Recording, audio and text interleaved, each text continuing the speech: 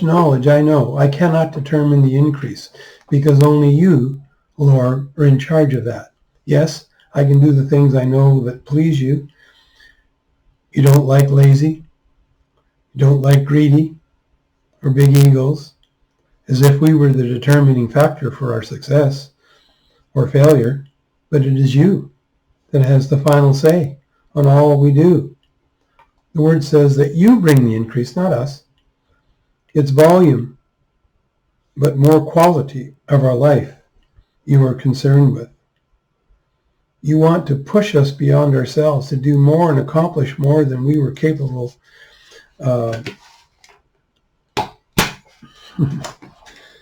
on,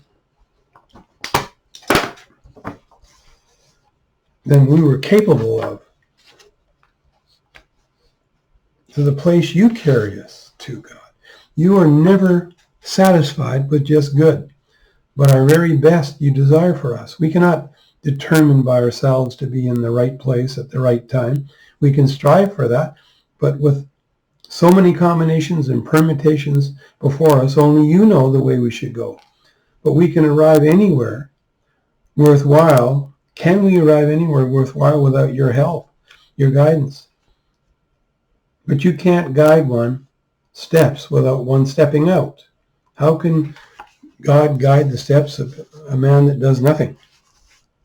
How can the wind blow your sails to your destination when you never put up your sails?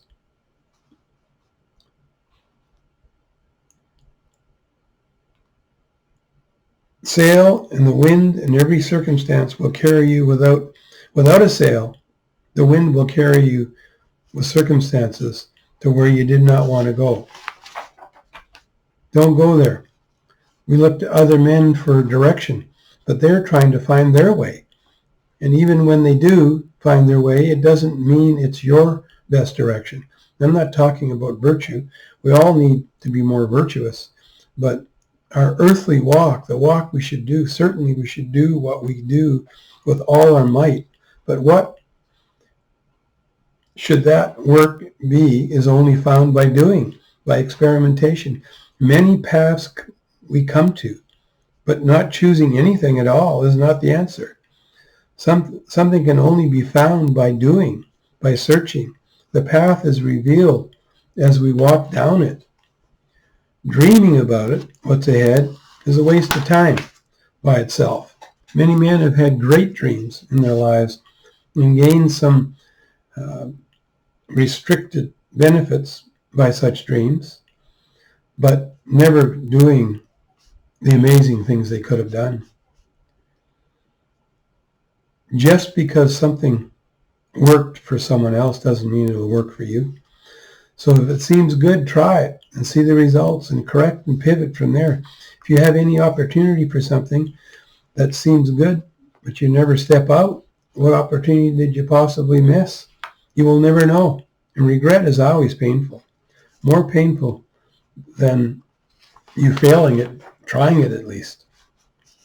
Problems are not to cause you to succumb to them, but to be solved.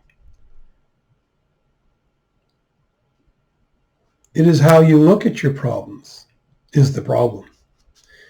If you see them as unsolvable, then you're right, and there's zero chance of a solution from you.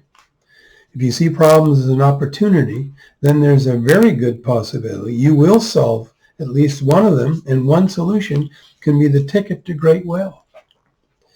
But maybe you will solve 2 or 3 or 4 of them.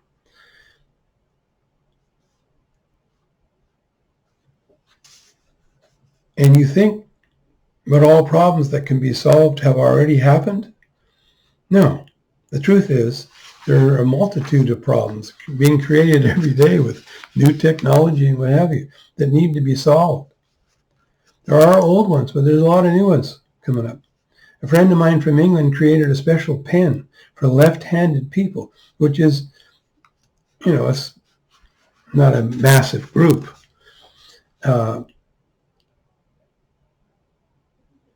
And what happened was, out of the blue, an Arab sheikh flew him in to the country to meet with him and ended up buying millions of his pens because he says we write from right to left, and that pen really helps us to do that. So because he created a pen for a small group, he ended up with a pen with a very large group. There's a lot of Arab people in the world. His invention became huge. Now, how many hundreds of years have we had pens that no one figured it out? Never brought the solution to market. Maybe they figured it out, but they never did anything. There are untold opportunities, especially with technology opening the solutions to solve problems we previously couldn't because we didn't have the technology, and now we do. What's in your mind and in your heart to solve? What is in your mind and your heart to solve? As you think about solutions, you will either be captured by fear of failure or fear of looking like a fool, or captured by what if I could solve this problem? The thought of the possibilities of success, that with this one idea could change your life forever. We all have these walls or doors to be stopped or to open and step in. The door you never opened will be your regret. Or if you opened it, at least an adventure, and who knows what adventure will lead you. At least you will be out of the shadows of the shallow waters and into the deep, as Shakespeare talked about. Some are marooned when the tide goes out forever. They missed their opportunity. Don't let the tide take your opportunity out. This may be trails in the deep, but if you stay where you are, you'll have already embraced the enemy of failure. True failure is when you stop, not when you fail or an insurmountable situation comes up. You can always go around an iceberg, but if you came to a full stop, only then have you truly failed. True failure is where you have given up completely. You've stopped trying. Maybe the new obstacle is a problem you will solve and become a great resource of income for you. Failure is a state of mind, not a personal place. Of course, unless you let it be a permanent place, that's a choice. But I've tried. We'll try again. Try something different. There's a solution for every problem. You just must keep going until the end. Only death can stop you, and even that Jesus overcame for you. Oh, death, where is your sting? So many paths you can never... There's so many paths you never went down, many opportunities you were afraid to do. Oh, but the good news is, no matter how old or young, stop it. Dive in to doing from this day forward. If you don't do it, or if you feel a fool because you might look stupid if you fail, don't worry about that. Maybe you'll look like a genius because you found something. Doing nothing will always be a failure, a regret. But I'm too old, I'm too young. Get the excuses out of your mind. Get probability thinking, doing to take over. Join me in pursuit of happiness.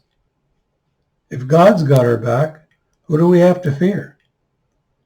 And if I'm going to fear anything, it should be God.